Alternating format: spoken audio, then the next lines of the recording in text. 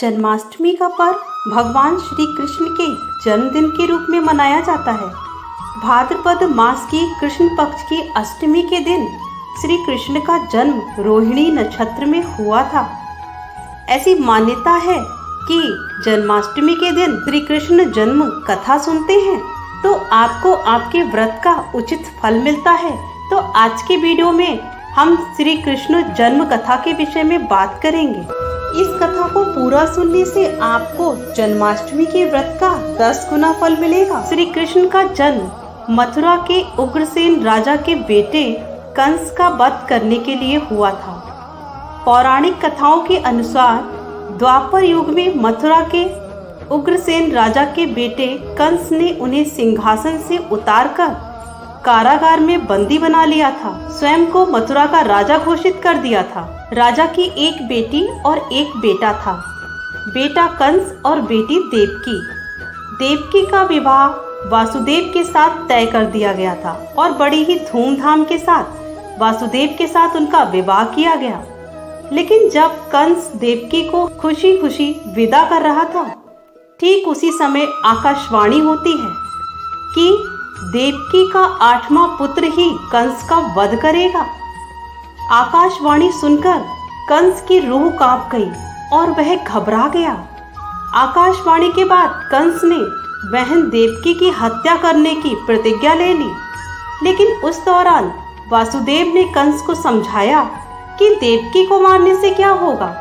देवकी से नहीं बल्कि उसकी 8वीं संतान से उसको भय है। वासुदेव ने कंस को सलाह दी कि जब हमारी 8वीं संतान होगी तो हम आपको सौंप देंगे, आप उसे मार देना। कंस को वासुदेव की बात समझ में आ गई, लेकिन वासुदेव और देवकी को उसने कारागार में डाल दिया। देवकी और वासुदेव की 7 संतानों को कंस एक एक करके मार चुका था। अब 8वां बच्चा होने वाला था। तभी आसमान में घने बादल छाए, तेज बारिश हो रही थी, बिजली कड़क रही थी और भगवान श्री कृष्ण जन्म लेने वाले थे। रात्रि ठीक 12 बजे कारागार के सारे ताले अपने आप टूट गए और कारागार की सुरक्षा में लगे सभी सैनिक गहरी नींद में सो गए।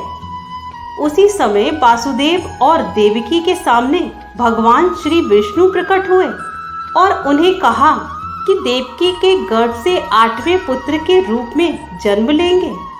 इतना ही नहीं, भगवान विष्णु ने यह भी कहा कि वे उन्हें गोकुल में नंद बाबा के यहाँ छोड़ आए और वहां अभी अभी जन्मी कन्या को कंस को लाकर सौंप दें। वासुदेव ने भगवान विष्णु के बताए अनुसार ही कार्य किया। वो गोकुल गए और वहां से कन्या को लाकर कंस को सौंप दिया। कंस ने जैसे ही कन्या को मारने के लिए हाथ उठाया, कन्या आकाश में गायब हो गई और आकाशवाणी हुई कि कंस जिसे मारना चाहता है वे तो गोकुल पहुंच चुके हैं। ये आकाशवाणी सुनकर कंस घबरा गया। कृष्ण को मारने के लिए कंस ने बारी बारी से राक्षस गोकुल भेजे, लेकिन कृष्ण ने सभी का वध कर दिया और आखिर में श्री कृष्ण ने कंस का भी वध कर दिया। तो दोस्तों, ये थी श्री कृष्ण जन्म कथा। हाथी घोड़ा पाल की जय कन्हैया लाल की। वीडियो को लाइक कीजिएगा और कमेंट बॉक्स में लिखिएगा जय श्री कृष्णा।